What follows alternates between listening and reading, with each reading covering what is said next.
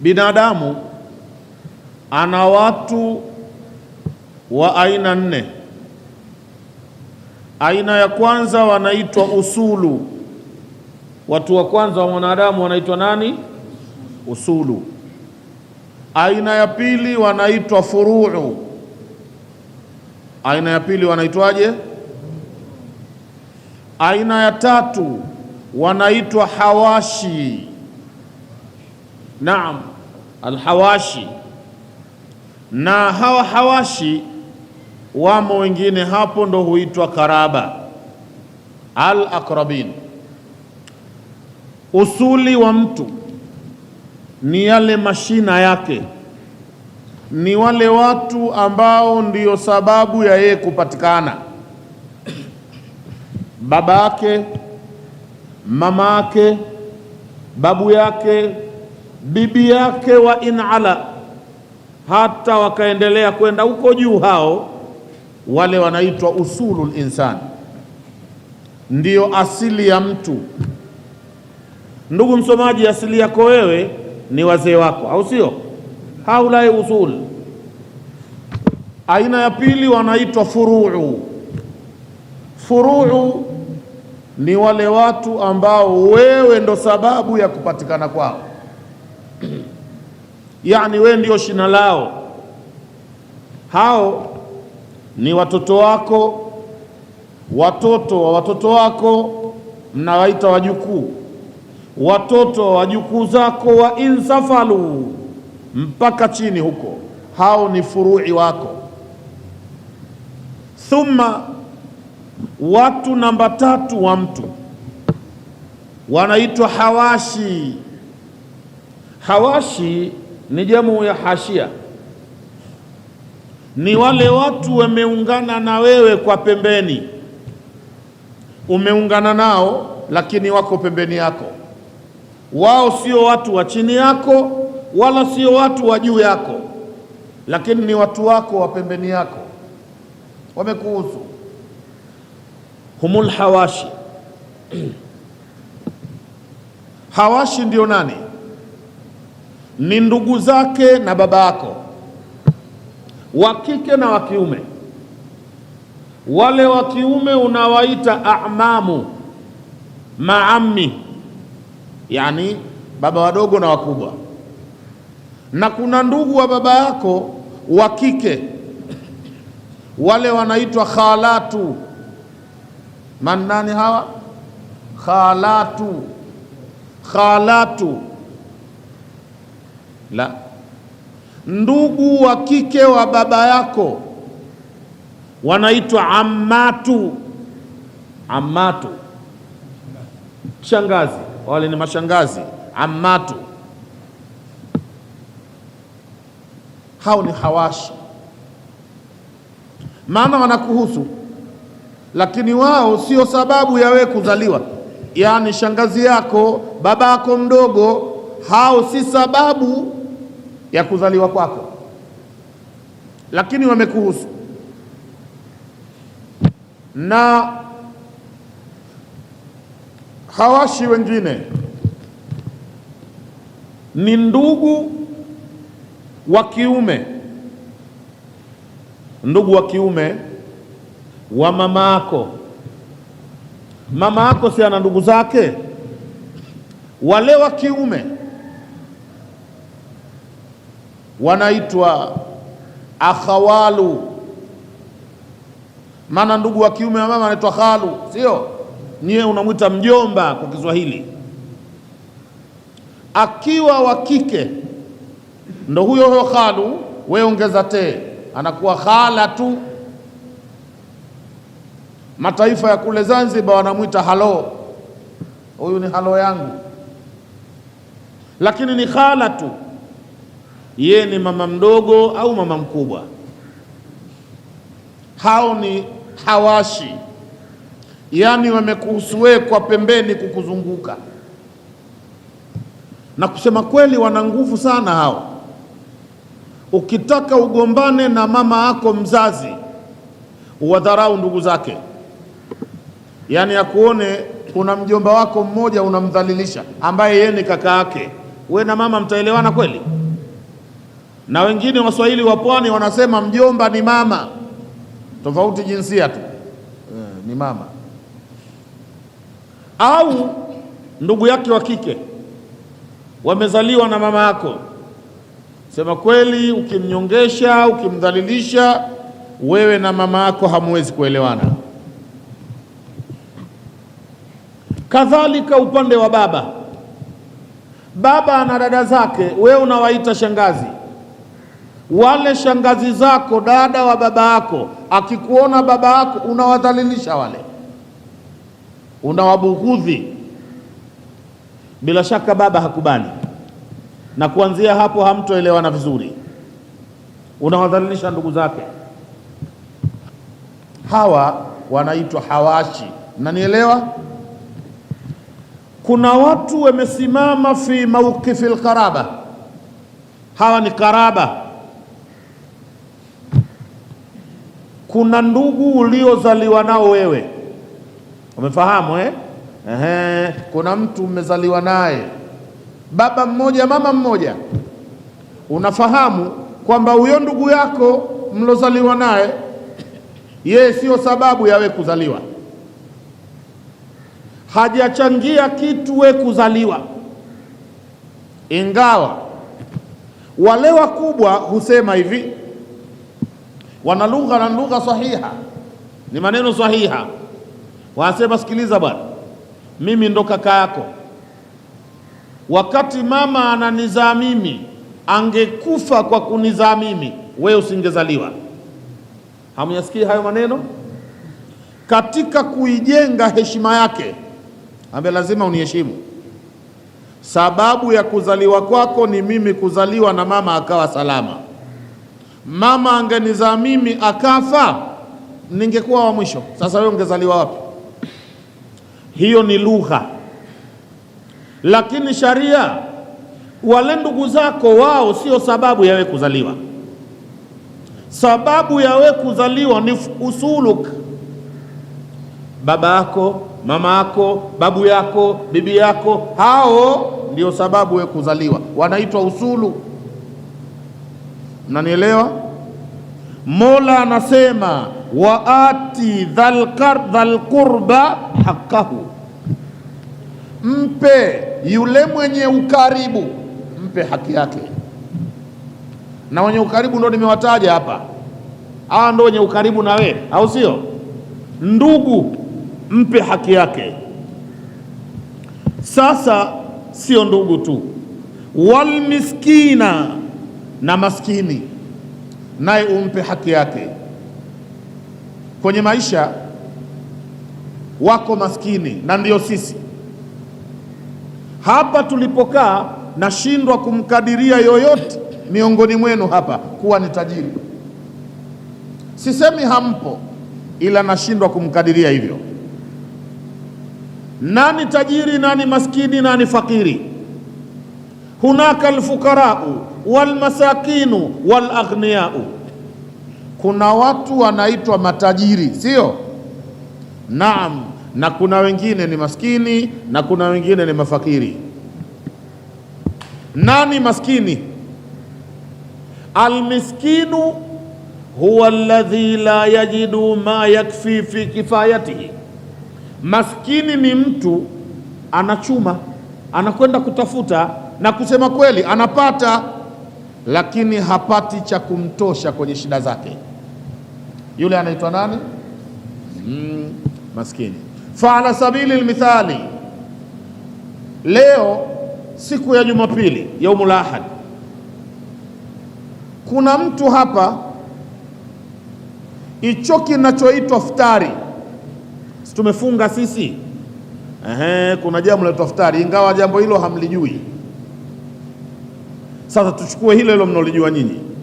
Iftari ya mtu, yeye anaona na anajua kwa kipimo cha familia yake kwamba lau kama atapata pesa shilingi 15,000 basi kwake iftari itakuwa sawa. Amepata iftari kwa namna, yani pale ndani vimekaa vizuri, Sijui mnanielewa nyi watu? Kusema kweli, iftari haihitaji 15,000. Iftari ikipatikana shilingi 200, 500 kwa wingi, kila mtu hapa kaftari, kwa sababu iftari ni kile kitu cha kwanza unachokitia kinywani, sawa sawa kiwe kinaliwa au kinanywewa, ile ndiyo iftari. Ayuha almuslim, ukichukua chupa ya maji ukaifungua, halafu ukaomba dua, msiache kuomba dua wakati unataka kutia kitu kinywani ukiwa umefunga. Bwana Mtume Muhammad sallallahu alayhi wasallam anasema, inna liswaimi la da'watan, inna liswaimi inda fitrihi la da'watan ma turaddu.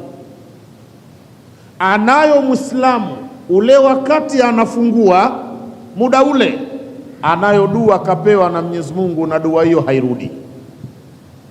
Wakati unaona watu wanakimbilia, leta chapati, leta mandazi huku, bwana mbona bagia sioni, we moyo wako ukaupeleka kwa Mungu subhanahu wa ta'ala, ukapata dakika chache kuzungumza naye, anakuona yani laisa hawaka mutaallikum bitaami, we muda ule matamanio yako hayakujitungika sana kwenye kula, ni muda wako wa kula, lakini roho yako bado inamtaka Mungu. Na nielewa hivyo, la da'watan ma turaddu, pale kuna dua hairudi, wala sio lazima saa muda mrefu, sio chukua dakika moja, chukua dakika 2, hata 3, hata 5. Umechelewa nini? Kwani vitu si ndio viko hapa bwana? Vitu viko hapa mbele, kama kashata iko hapa mbele, utakula kashata, ushike ukae, useme hivi Allahumma, umwambie Mungu, Allahumma ya alima sirri minni la tahtiki sitra anni wa'fu anni wa kulli haithu kuntu. Anzia hapo kumwambia Mungu muda wa iftari, ewe unayejua siri zangu, usinikashifu, usiondoe stara yangu. We Mola, si unajua aibu zangu nyingi, si umenistiri watu hawajui? Basi Mola unayejua siri zangu, na kuomba usiondoe stara yako kwangu, endelea kunistiri. Waafidi, na unisamehe. Waafu anni, na unifutie dhambi zangu, sio kusamehe tu, zifutwe kabisa. Wa kun liya haithu kuntu, na uwe na mimi popote nitakapokuwa, usinitelekeze Mwenyezi Mungu. Muda wa kuftari, wengine unagawana tende huko, wewe unasema na Mola kwanza. Mnanifahamu ninavyosema? Halafu umwambie Mwenyezi Mungu, Allahumma in kunta kad akhrajtani an dairati ahli al-ijaba faruddani awalan. Mwenyezi Mungu Mola wangu, ikiwa kama umenitoa kwenye orodha ya watu ambao wakikuomba dua unawapa, ulishanitoa, nirudishe kwanza kwenye hilo kundi, usinitoe na mimi nirudishe mule.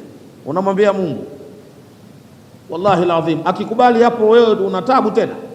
Yani kama anakubali kukuweka kwenye kundi la watu wanaomuomba na anawapa, ameridhika na wewe akurudishe, si umeshinda? We ni mshindi. Usione hivi, usione hivi. Pana watu walishafukuzwa muda mrefu na Mwenyezi Mungu kwenye kujibiwa dua zao. Yani kwenye lile gurupu la viumbe ambao wakiomba wanapata, wako watu walishatokea fukuzwa muda mrefu na mwenyewe hajui, kakazana tu kuomba dua, kumbe kwenye lile kundi la wanaojibiwa ashafukuzwa zamani. Mwambie Mungu, na kuomba ikiwa ulishanifukuza mimi kwenye orodha ya wanaokuomba ukawapa, Mola na kuomba nirudishe kabla ya iftari, sio kabla ya kuftari. Akikurudisha hapo Mwenyezi Mungu umeshinda, au sio? Halafu Mungu si haangalii mwili wako, au sio? Hatizami Mungu ile physical appearance yako. la, anaangalia moyo wako. Mwambie Mwenyezi Mungu, Allahumma inni as'aluka qalban khashia, Mwenyezi Mungu nakuomba unipe moyo unaokuogopa, nipe moyo unaokuogopa. Wa lisanan dhakira, unipe na ulimi unaokutaja. Huu ulimi wangu huu iwe mimi nakutaja. Wa badanan ala albalai sabira, unipe na mwili unaovumilia shida. Muislamu lazima awe na mwili unaovumilia shida. Ukiwa na mwili hauvumilii shida, unaelekea motoni. Unaelekea motoni. Tumbo lako likipata njaa, tumbo si mwili, ukawa huwezi kuvumilia njaa yako, utasalimika kweli? Si utachukua vya watu? Si utaiba? Haya, tuna viungo vingine havifai kutaja, lakini mmeshavijua. Ametupa Mwenyezi Mungu viungo hivyo. Ichi kiungo chako alokupa Mungu ambacho sikitaji, kikiwa hakiwezi kuvumilia, usalama upo? Utavamia mpaka kuku. Ukimwona kuku wasema wewe nikampose yule kuku yule. Wa badanan ala albalai sabira, Mungu nipe mwili unaovumilia shida. Waj'alni sabura waj'alni shakura, Mungu nifanye niwe mvumilivu, unifanye niwe nashukuru. Waj'alni fi aini saghira, na unifanye machoni pangu mimi niwe mdogo, yani nikijiangalia mimi mwenyewe niwe najua hasa mimi mdogo na dhaifu. Nifanye hivyo, usinifanye Mungu niwe najihisi mkubwa mimi.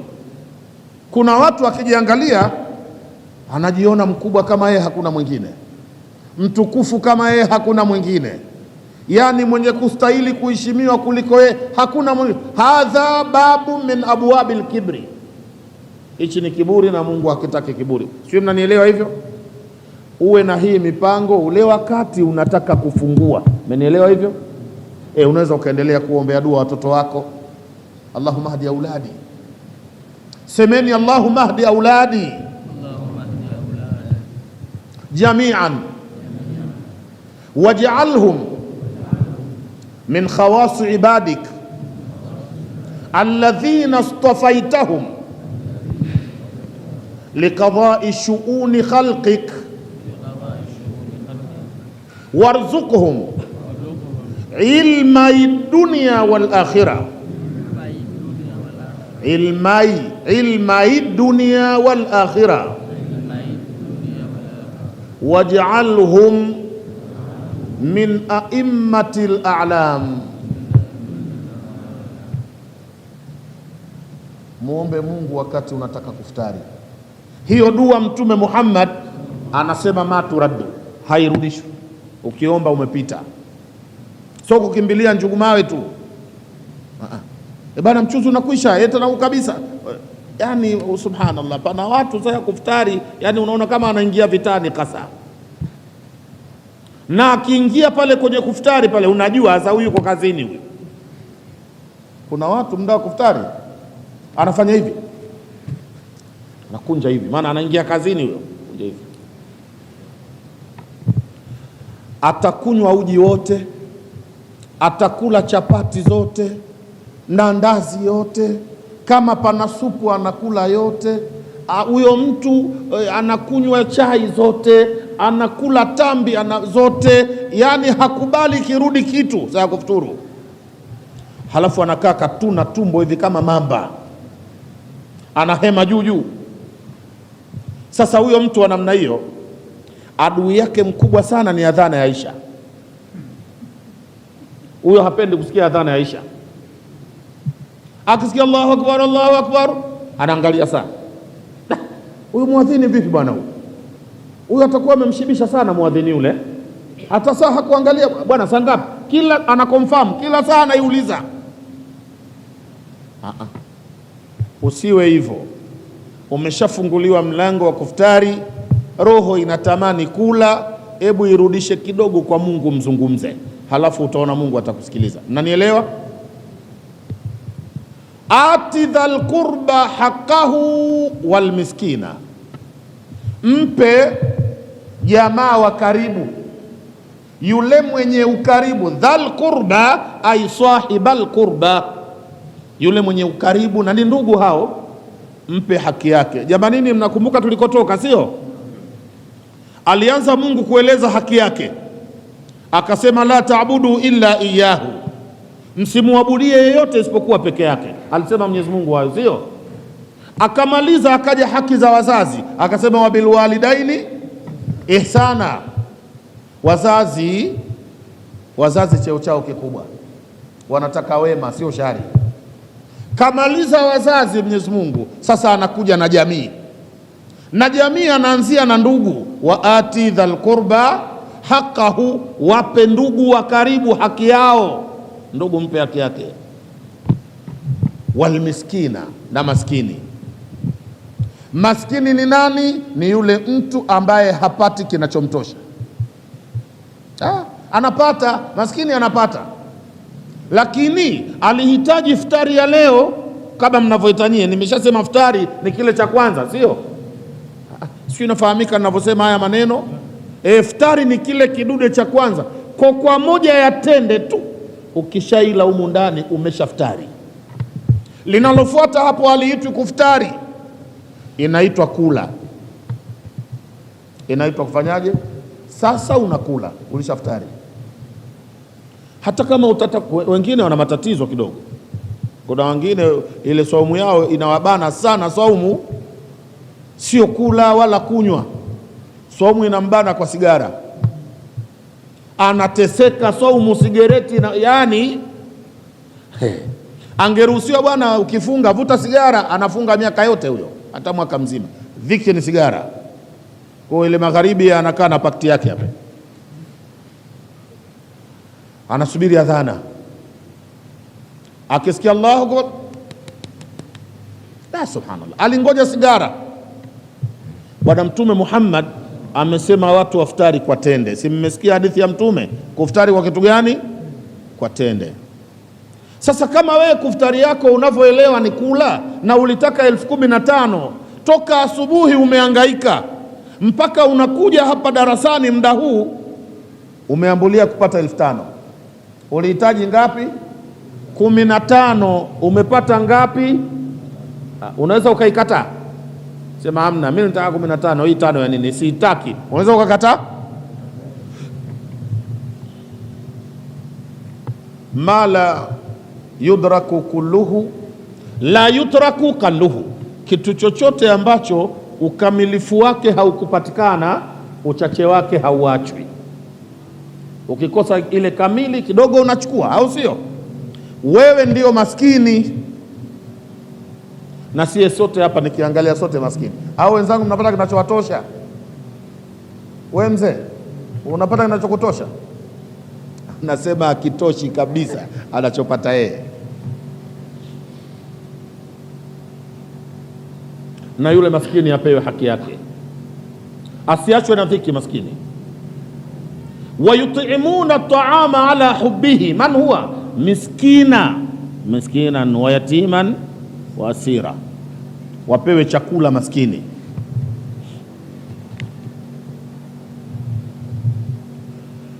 Si maskini tu, wabna sabil, na mtoto wa njia, mtoto wa barabara. Kuna mtu anaitwa ibni sabil. Mtoto wa barabara ndo nani? Inaitwa nini? Istiaratu tasrihia. Mtoto wa njia ni msafiri mwenye dhiki safarini. Yani mtu anasafiri, lakini safarini ana matatizo. Wamesafiri katikati ya pori, gari limepata ajali, inabidi wakae maporini, au sio?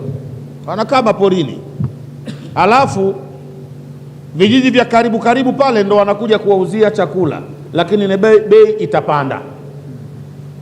Barabarani kuna special price kwa ajili ya wasafiri. Ukipita barabarani kuna wafanyabiashara wanakuuzia kitu, usidhani hiyo bei ndo ya pale. Ile bei ni ya kwako wewe msafiri, kwa sababu una shida. Ibn Sabil. Mwaka mmoja nimesafiri mimi kwa basi Na kusema kweli, nakumbuka ndo ilikuwa mara yangu ya mwisho kusafiri na basi, takriban miaka 25 kama sio 26 iliyopita. Nilikuwa nakwenda Lindi, niko na mjomba wangu huko aliko, hata nisikiliza hivi ninavyosema anajua. Tumesafiri na basi mpaka leo nakumbuka jina, linaitwa Buti la Zungu. Linaitwa Buti la Zungu, na kwenda Lindi. Tumesafiri, mimi nina tabia sasa, nikiwa safarini sipendi kulala, natamani kila kinachoendelea niende naona. Hulka yangu ni hiyo. Alhamdulillah, tumesafiri, tumefika mahala panaitwa Somanga, kuna kula pale na samaki wengi kidogo. Haya, tumekwenda zetu, njiani humo kuna njia 4, kuna kipati nini, alafu na Ngurukulu, sio? Tumevuka, tumekwenda zetu kule. Kuna mahala panaitwa Mbwe Mkulu. Waulizeni wenyewe, anajua Mbwe Mkulu. Ushavuka huku kote, hoteli 3, umepiga Kiwawa, umevuka sio wapi, nimevuka kote kule. Mbwe Mkulu ilikuwa barabara inajengwa, sasa kuna diversion, sio? Pembeni. Na ni kilima pale, napandisha kilima. Kanuni yake inabidi kilima kile akianza kupanda yule wa chini, huyu wa juu amsubiri. Kwa nini? Hawawezi kupishana pamoja. Akionekana wa juu ameanza kushuka, wa chini asubiri. Wallahi, kama kuna watu wa kusini mnanielewa nasemaje, Mbwe Mkulu zama hizo. Sisi tukaanza kushuka kile kilima, tumo kwenye kitu kinaitwa Buti la Zungu. Huyo Buti la Zungu ilikuwa mtu ningempigia simu aje hapa akwambieni hivi ninavyowaambia. Huko chini kuna Kenta, gari inaitwa Kenta, haijasubiri, sasa inapanda. Kenta inapanda, sisi tunashuka. Mimi ni dereva hapa kwa miaka 30 sasa, naendesha gari mpaka nimechoka kuendesha gari siku hizi. Nashukuru kwa miaka yote niloendesha gari mimi sijawahi kupata ajali hata siku hii, alhamdulillahi rabbil alamin, kwa sababu Mwenyezi Mungu ameniruzuku tahadhari. Na kwenye gari nikikaa sina mbwembwe hata hii. Mimi kanuni yangu, najua dereva mzuri sio anayekwenda mbio wala sio anayekwenda taratibu. Dereva mzuri ni yule anayetoka kwake salama na akarudi salama, ndo dereva mzuri huyo. Basi mimi dereva mzuri kwa miaka 30 takriban. Kenta inapanda, sisi tunashuka. Nikathibitisha hii ni ajali, nikaona hapa hakuna salama, hapa sasa ajali imefika. Wengi mule kwenye basi hawajazinduka, mimi nishajua hapa sisi hatuponi hapa. Nikasema bismillahirrahmanirrahim, Allahumma ansurna, alafu nikasimama. Kwenye basi mule ndani kuna carrier ile, sio? Nikashika ile bomba ya carrier, alafu nafanya hisabu, nasema tukishagongana tutaanguka. Sasa tukiangukia kushoto, mimi nitasimama huku, na tukiangukia huku mimi nitasimama upande wa huku. Najiandaa na ajali, maana nishajua hapa ipo. Wewe unajua kujiandaa mambo najua mambo mabaya. Kwa hiyo gari hii ikiwa itaanguka huku, sio niwe nimesimama huku ili nishike huku, na ikiangukia hivi, sijui mnanielewa, najiandaa. Kweli bwana, uso kwa uso tumekutana Kenta na sisi Buti la Zungu. Gari yetu ikaanguka. Si mimi nilikuwa nishajiandaa, naona kila kitu nimeshajiandaa, nilojiandaa nayo ndio imethibiti. Ilipoanguka mimi nimewahi kusimama, hasa nimeshika hivi na nimesalimika.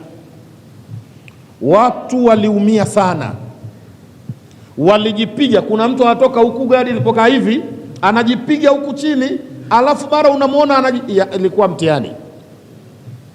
Wamepasuka watu, na mmoja mjomba wangu, yeye alipasuka kwa sababu yeye kwanza alikuwa kalala. Mpango wa kulala mimi siupendi safarini, yeye alilala, na bahati mbaya maskini sikumwamsha. Kwa sababu wakati wa tatizo unajiokoa kwanza wewe. Sio ubaya huo, ndo kasema Mungu, qu anfusakum wa ahlikum. Ile rescue unaanza na wewe mwenyewe. Jamanini, mnasema baharini, waliyadhu billah. Unapoanza kuokoa unajianza mwenyewe kujiokoa au kuokoa watu? Sikumwamsha kwanza kwa sababu najua mpaka mimi nihakikishe niko salama. Tulikwenda kusimamishwa na Mungu kwenye kimti, maana pale mlima hivi upande tunapoangukia ni bonde, tungefanya hivi, yaani ile gari lingebiringika mpaka sio ingetoka nani mule, maana hata mimi tahadhari yangu ingekwisha. Sasa utafanyaje? Unabiringika kama mpira unashika, utafanyaje? Kwani nimekuwa Bruce Lee mimi? Alhamdulillah, tumekwenda kusimama, lile gari limeanguka. Unaona hii maiki, gari lile basi limekuja egamia kijiti hiki, kijiti. Mimi nikasema hichi sio kijiti, Jibrili huyu kaja kutuzuia tusianguke. Gari limekuja likaegama hivi. Hichi kijiti kingekuwa kipo, tungeshuka bondeni kule kwa kubiringika. Alhamdulillah. Sasa tulipona tukatokea dirishani, maana gari imelala. Vioo vya dirisha vikaondolewa, tukatokea madirishani, na niliona kulikuwa na askari jeshi kama 3 4 hivi tukisafiri nao, tukatoka. Alafu ikaanza juhudi, tuliinua lile gari. Mwingine akasema mkiligusa tu linamalizikia kula chini. Wakatolewa watu wote dirishani. Ajali tayari bwana. Hiyo ni magharibi, kijua kinaendelea kuzama, tuko Mbwekulu. Watu wakasema hapa tuondokeni. Kwa nini? Pale ndio njia ya wanyama wakali, wanapita pita simba nani, tuondokeni bwana. Wengine wakawa wabishi, hatuwezi kuondoka hapa mpaka askari waje tena. Unajua watu wengi, kila mtu anasema lake, tena limekuwa tatizo. Inakaribia jua lizame vizuri, wakaja wa China wale wanaobeba, wanaotengeneza barabara, wale wanajenga barabara ile siku zile. Mchina mmoja anajua Kiswahili mpaka Kimakonde. Hata saizi Kariakoo kuna Wachina wanaongea mpaka Kinyamwezi Kariakoo. Akasema ondokeni hapa, jua likizama hapa mtaliwa. Hapa simba wanapita kila muda. Walipoona kauli imetoka tena kwa Mchina na ameongea Kiswahili, wote tuliparamia ile roli wote, wanawake wanamume, tukapanda kwenye roli la mchanga. Tunarudishwa wapi? Na Ngurukulu. Unanielewa hiyo? Sasa si tulikuwa tunaitwaje? Tunaitwa Ibnu Sabili, ndio somo la hapa. Ati dhal qurba haqqahu wal miskina wabna sabili. Ibnu Sabili ni msafiri mwenye matatizo safarini, kaharibikiwa na chombo, kapata ajali kama sisi, unanielewa?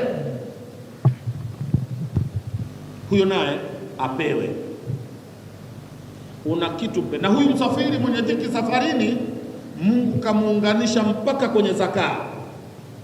Wale watu 8 wanaopewa zaka, mmoja ni Ibnu Sabili, anayesafiri ana dhiki safarini. Usijali kama ni maskini au uko kwake tajiri, hapo mpaka tajiri anapewa.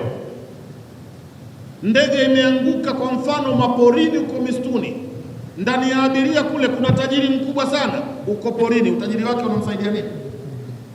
Pesa zake zina maana gani? Yeye na nyie sawa sawa. Wakati wa kusaidiwa naye asaidie. Asema bana, msimpe huyu tajiri, mtamuua, naye pia apewe. Ati dhal qurba haqqahu wal miskina wabna sabil.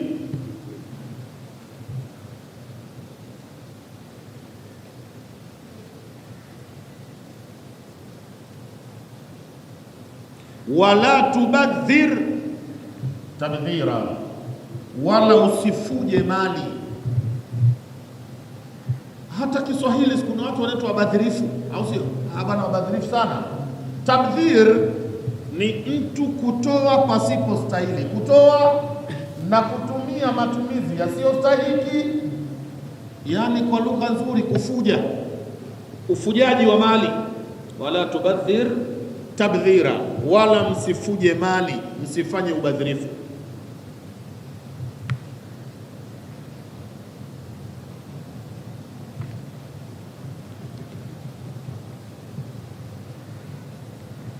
Kwa nini msifuje mali?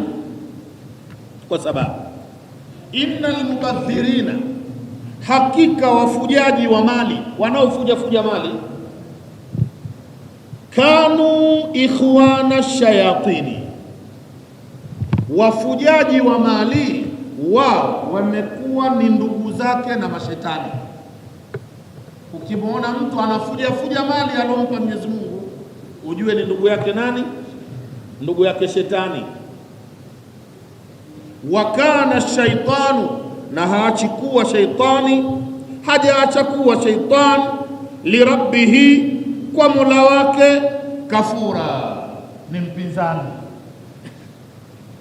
Ukifuja mali, wewe ni ndugu yake na nani? Na Ibilisi. Na Ibilisi ni mpinzani kwa Mola wake. Maana yake ni kwamba na wewe unahesabiwa mpinzani kwa Allah. Unanielewa?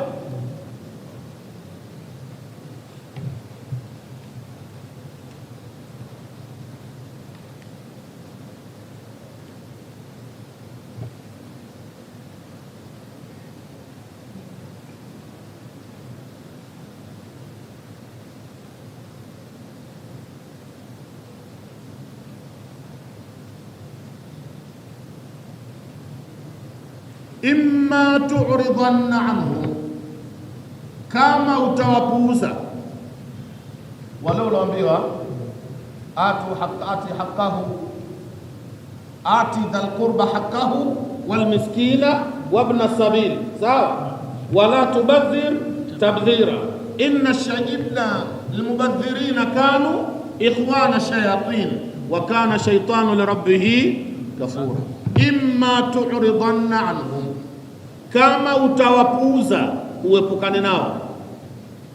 Hawa ulioambia uwape haki zao, sio? Ikiwa utawapuuza lakini huwapuuzi kwa kibri, ibtighaa rahmata rabbih, ibtighaa rahmati min rabbik, hali ya kutafuta rehma za Mola wako. Unawapuuza wale hali ya kuwa unataka huruma za nani? Za Mola wako, tarjuha, ambazo unazitaraji. Fakul lahum, sema uambie wao, qawlan maisura, uambie neno jepesi.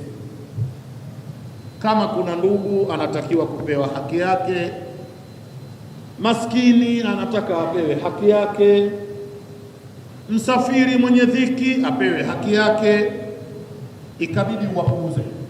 Imma tu'ridanna anhum, kama utawapuuza ukaepukana nao, huwapuuzi kwa jeuri. Ibtighaa rahmati rabbika tarjuha, hali ya kutaka huruma ya Mola wako unayoitarajia. Jamani, kuna huruma ya Mungu unataka uipate, kwa kutaka huruma ile imepelekea uwapuuze wale watu, usiwape, sio? Basi usiwaambie maneno ya fedhuli, wapuuze kwa lugha nzuri. Qul lahum, sema uambie wao, qawlan maisura, uambie maneno mepesi, maneno mema.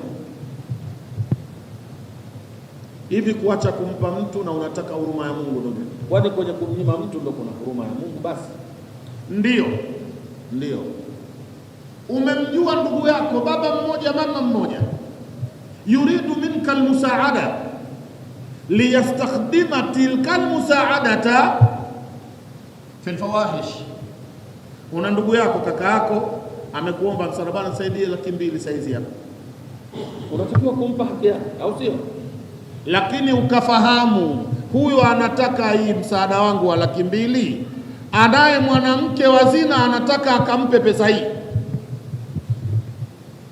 Kuna ndugu yako na umejua huyu ana mwanamke anamtaka kuzini naye huyu, lakini huyo mwanamke anataka pesa, na ndio shani yao wanawake kwenye uzinifu. Hakuna uzinifu wa bure. Ndugu wasomaji, mkeo ndani ni shamba, mwanamke wa zinaa ni bustani. Sijui kama mmenielewa, sijui kama mtanielewa. Mkeo ni shamba, na alosema mke ni shamba ni Allah. Nisaukum harthun lakum, wake zenu ni shamba lenu. Kwa hiyo mke ni shamba. Mwanamke wa uhuni nje ni bustani. Shamba lako, ukienda shambani umebeba jembe, shamba alikufukuzi. Ukienda huna jembe, shamba linakupokea. Ukienda shambani una mbolea, shamba linakufukuza. Ukienda huna mbolea, unafukuza shambani. Shamba ni lako. Vyovyote unapokuja shambani hufukuzwi. Lakini bustani linataka maji kwa siku maraisi. Bustani, nyinyi bustani si mnazijua? Bustani ukienda bila kitu cha kulitunza, hufai kwenda bustanini, litakufa. Tizama hapa Dar es Salaam, kuna watu na mabustani kwenye mabondebonde huko, sio? Saizi wako na keni huko wanamwagia, tia mbolea. Lakini shamba tabia yake, ukililima, ukavuna, ukapeleka mazao nyumbani, unaweza usiende miezi 6 kule shambani, au sio? Siku ukirudi litakufukuza shamba. Bustani hakuna kupumzika, ni kuligharamia bustani fi kulli waqtin wahid, muda wote bustani inatunzwa. Sasa haya maneno sijajua kama mmenielewa. Mkeo ndani, ukirudi na pesa chungu mzima anakupokea. Ukirudi huna kitu, anakupokea. Mkeo anakupokea. Siku ukija na kingi, anakupokea. Siku ukija na kidogo, anakupokea. Ni shamba lako lile. Mwanamke wa uzinifu hamuelewani. Hata siku hii ukamwendea mikono mitupu, atakwambia una akili kweli? Wewe mwanamume suruali, unataka kunipotezea wakati mimi? Kwanza wewe hata sio type yangu. Atakwambia wewe hata sio type yangu. Sio ilikuwaje, una bahati mpaka mimi nikakubali. Ondoka bwana, usinichosha, utafukuzwa. Ukienda kwa mwanamke wa uzinifu, hakikisha mfukoni kupo vizuri, au sio? Nyinyi watu msifanye hamnielewi, ndio dunia tunakaa inafanya hivyo. Wewe uende kwa mwanamke huko una kitu, siku ya kwanza, siku ya pili, ya tatu una kitu. Ukiona hakufukuzi na humpi kitu, ameshajua huyu bado wiki moja anastaafu, huyu anakaribia kustaafu bado wiki 2 tu. Na kawaida akistaafu mtu mfuko wake unajaa kidogo, nisikimbie, nisubiri karibu anastaafu. Ukiona unavumiliwa karibu staafu, au amekusikia unauza nyumba mahali, unauza nyumba au una shamba unauza na wateja washapatikana, hakufukuzi. Hujulikani chochote ulichonacho na mfukoni huna kitu, na kuthibitishia utafukuzwa, kwa sababu ile ni bustani. Sasa si mmenielewa? Ukimwona mtu katika hawa wanaotakiwa kupewa haki, lakini anachokitaka umpe, anakwenda kukitumia kumuudhi Mwenyezi Mungu Subhanahu wa Ta'ala, unatakiwa kumpa, kumnyima. Unaye rafiki yako maskini kabisa, lakini umemjua, nikimpa huyu pesa sasa hivi anakwenda baa. Huyu bwana ni rafiki yangu lakini maskini, nikimpa pesa anaelekea baa muda huu. Unatakiwaje ufanye? Umpe, umnyime? Hapa unamnyima kwa nini? Kwa kiburi? Unamnyima kwa kutaka huruma za Mwenyezi Mungu Subhanahu wa Ta'ala. Ibtighaa rahmat rabbika tarjuha, wewe unataka huruma za Mungu. Akienda kulewa huyu kwa pesa umempa wewe, huruma za Mungu unazifukuza, kwa hiyo humpi. Lakini katika kumnyima, usimtukane, usimbeze, usimdhalilishe. Kullahum qawlan maisura, ongea naye lugha nzuri. Da'wa ina kanuni, da'wa ina kanuni.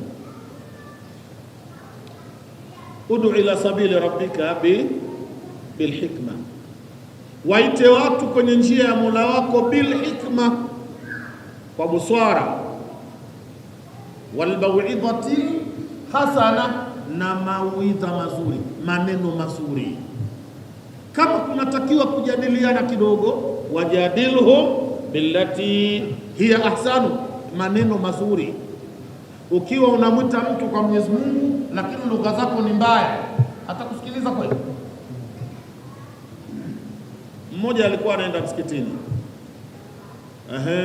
swala ya adhuhuri imeshaadhiniwa, yeye anaenda zake kusali msikitini. Akapita mahala kwenye mnazi, juu ya mnazi kuna mkwezi anaangua nazi. Salamu alaykum. Wa alaykum salam. Wewe punda, wewe hujasikia adhani? Punda mkubwa, yaani adhani imeadhibiwa kuning'inia huko. Unaona alianza kazi ya dawa, alimwita mtu punda, basi akaondoka zake. Amepita mtu wa pili, akamsalimia, salamu alaykum bwana. Wa alaykum salam. Vipi ya madafu bwana, ni biashara unauza? Ambia naam, mimi nauza haya madafu. Tafadhali bwana, nina kiu sana, wewe ulionijua, hebu shuka uniuzie japo machache. Bwana niko busy, lakini ngoja nishuke. Akashuka mkwezi, alipokuja ambia naam, hebu nikatie moja kwanza. Limekatwa dafu le bwana, anaenda msikitini anakunywa dafu. Bwana minazi ni tamu hii, hizi dafu zako nzuri kweli hizi. Lakini bwana, kwani haya madafu mbona tofauti na madafu mengine? Haya mmetia dawa gani haya madafu? Maana huko nimetoka madafu hayana ladha kama haya. Haya hapa mmefanyaje haya? Mmeweka dawa gani? Bwana sio dawa bwana, Mungu bwana, huyo Mungu tu bwana. Akaambia sawa. Kwa hiyo bwana, aliotesha haya madafu ni Mungu. Ndio. Aloyafanya yakawa na ladha tamu nani? Ni Mungu bwana, ni Mungu. Ndio. Haya, naacha madafu, nakuja kwako. Aliyekupa uhai mpaka saizi unapanda unaangua madafu nani? Kasema Allah. Sawa. Alokupa afya njema mpaka umeweza kukwea mnazi huu nani? Allah. Aliyokupa akili ukaweza kushika matawi vizuri usiporomoke ni nani? Ni Allah. Basi bana, wewe mbona unashindwa kumshukuru Allah? Kwa nini unakataa kumshukuru? Ulitakiwa umshukuru. Ni mshukuru vipi? Kumshukuru Mungu ni kumwabudu. Hivi tunavyoongea imeadhiniwa adhana msikitini, ndio mimi nakwenda huko dakika 5 tu. Weka kukirimu, kakuoteshea madafu, kayatia ladha, kakupa afya njema, unazo akili, unashindwa kwenda kumsujudia Mungu huyo dakika 5 tu kweli? Mbona unafanya hivyo? Akasema nakushukuru ndugu yangu, twende tukasali. Alipita hapa mtu kabla yako wewe, akanambia wewe punda wewe, nilikuwa nashuka kwanza, ningemkuta hapa chini ndio ingejua punda ni mimi au yeye. Ningemkuta hapa chini angefahamu punda ni nani. Waite watu kwenye njia ya Mola wako bil hikma. Mungu anasema tumia hekima, ni binadamu wale. Wal mau'izati hasana, na maneno mazuri, mawaidha mazuri wape. Wajadilhum billati hiya ahsan, jadiliana nao mjadala mzuri, ndio pale watakapokusikiliza. Mnanielewa hivyo? Hebu toka hapa saizi, wewe Muislamu mzuri, uende kwenye vibanda wamekaa wahuni wa Buguruni hii kama wapo. Mimi naona hawapo wahuni. Wahuni wako kwetu huku si hamna, na huku wapo tena wanacheza. Kuna kitu vijana mnaita pool table, si mnalijua? Pool table, cheza pool table. Wengine pembeni pale wanatafuta kabange kidogo pale pembeni. Wengine wanapuliza lile dude hiyo. Ufiki wa besikiza nini? Wahuni wakubwa. Twendeni msikitini, pumbavu zenu nyie. Hebu kajaribu. Sikwambie, nakwambia tukajaribu. Halafu uone atakayokukuta. Unaweza kutusababishia sisi tukasema inna lillahi wa inna ilaihi raji'un, kwa sababu wanabisibisi wale. Watatizamana huyu mzee, huyu mwanga ule. Lakini ukifika na wewe ukajifanya, hebu na mimi nipeni jaribu jamani pool table, yani kama unataka kufanana nao, watakusikiliza wakusikilize. Una shilingi 2,000 200 si wanafuta sigara mule, bwana sigara kidogo 200 wahuni, ukisema 200 kama milioni 2 utawageuza watumwa, utawaambia wanavyotaka, au sio? Kwa busara na maneno mazuri ndo kuwaita watu kwa Mungu, sio kutumia nguvu. Bwana Mtume Muhammad angetumia nguvu, kusingekuwa na Muislamu hata mmoja. Fabiba rahmatin min rabbika linta lahum, fabiba rahmatin min Allahi linta lahum walau kunta fadda ghalidha alqalbi lamfaddu min hawlik. Mtume alikuwa mpole, anaongea na watu vizuri. Hakuna ujabari kwenye kazi hii, ni utaratibu tu na kazi inakwenda. Na nielewa hivyo. Imma tu'ridanna anhum, ikiwa utawapuuza wale wanaotakiwa wasaidie, na wametajwa hapa nyuma, sio? Unawapuuza kwa nini? Ibtighaa rahmatin min rabbik, hali kwa ajili ya kutaka huruma na hisani kutoka kwa Mola wako. Tarjuha, hizo rehma unazitarajia. Fakullahu, sema kuambia wao, kaulan maisura, maneno yaliyorahisishwa, maneno mazuri. Ndugu Waislamu, kuna kafiri mmoja, yeye amezingatiwa ndiyo imamul kufri fil alam. Makafiri wote duniani ni maamuma, yeye ndio imamu wao, anaitwa Firauni. Hakuja kuwa na kafiri kumliko Firauni. Wako watu walijiita waungu hapa duniani, watu wengi tu hapa dunia hii wamewahi kujiita nani? Waungu. Hii taarifa nyingine hamna. Kuna Mungu mmoja alitokea hapa Tabata, yeye alikuwa anakaa Tabata, Mungu wa Tabata Kimanga. Lakini Mungu wa Tabata yeye ni fundi seremala. Mungu anachonga stuli, anachonga Mungu sofa wa Tabata. Yani dunia inawahuni sana. Mungu atulinde sana sisi. Siku moja Mungu wa Tabata ameondoka na kuwezeka Kariakoo, kapanda daladala. Mungu kapanda daladala, kachanganyika na watu wamekuja na daladala yao. Ukipita barabara ya Mandela unatoka Tabata, kabla ya kufika hapa Buguruni hapa kuna sehemu panaitwa Tabata Matumbi. Wenyeji wako mnapajua Tabata Matumbi, sio? Daladala ilipata ajali na Mungu yumo, yani Mungu kashindwa kuzuia tatizo. Daladala likaanguka na Mungu wa Tabata yumo Matumbi hapa. Walitoka hai watu wote walokuwemo ndani yake, isipokuwa Mungu wa Tabata alipasuka vipande. Mungu alimkatakata vipande hata zamiki, yani nyama zinaokotwa. Nyama za Mungu wa Tabata ziliokotwa hapa Matumbi. Wako wengi tu waungu, sio? Wako waungu wengi wamejiita waungu.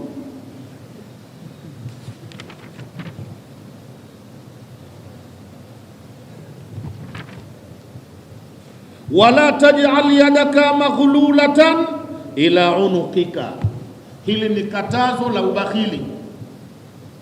Hapa Mwenyezi Mungu anatukataza kuwa kina nani? Mabahili. Na sasa hivi tunavyoishi watu wengi ni mabahili. Kuna bukhlu na kuna shuhu. Kuna bukhlu, mtu kuwa bakhili maana yake hapendi kutoa cha kwake, au sio? Hata kama anacho hataki kutoa. Halafu kuna shuhu, hiyo ndiyo mbaya zaidi.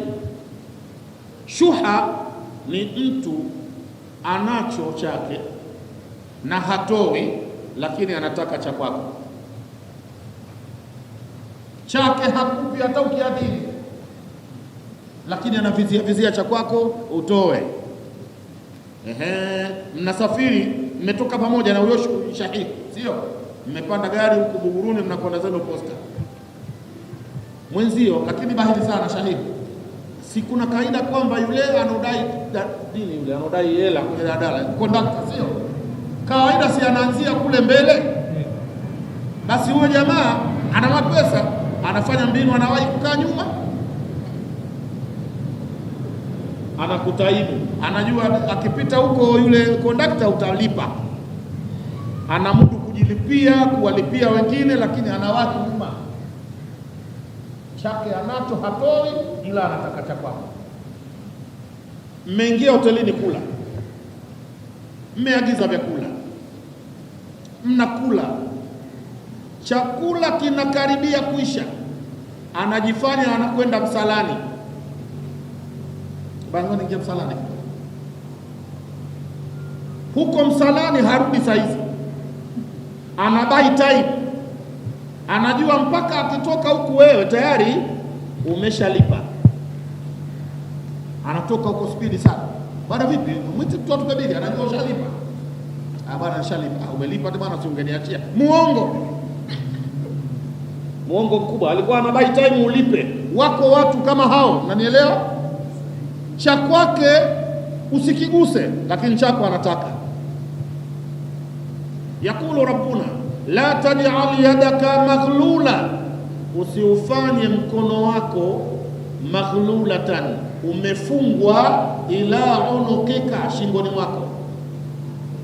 Usiufanye mkono wako umeshingwa shingoni, kufungwa.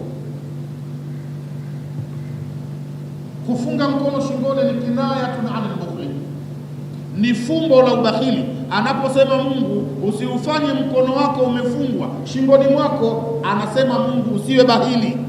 Unanielewa? Wala tabsutuha kullal basti, lakini na ule mkono usiukunjue moja kwa moja. Usiutie shingoni, lakini usiukunjue wote, ikawa unatoa kila ulicho nacho unawapa. Wewe utabaki una kitu, alafu utaanza kulalamika, nisingempa yule nisingepata shida hii, au sio? Nisingemsaidia yule mimi ningesitoa. Utafuta na thawabu zenyewe. Toa, na kuna wakati unazidisha, kuna wakati unapunguza. Usitoe chote wala usikatalie kabisa. La tabsutu kullal basti, usiukunjue mkono wako kuukunjua wote. Fatakuuda, utakaa hapa duniani maluman, hali ya kuwa ni mwenye kulaumiwa, mahsura, na mwenye kujuta, yani mwenye kupata hasara.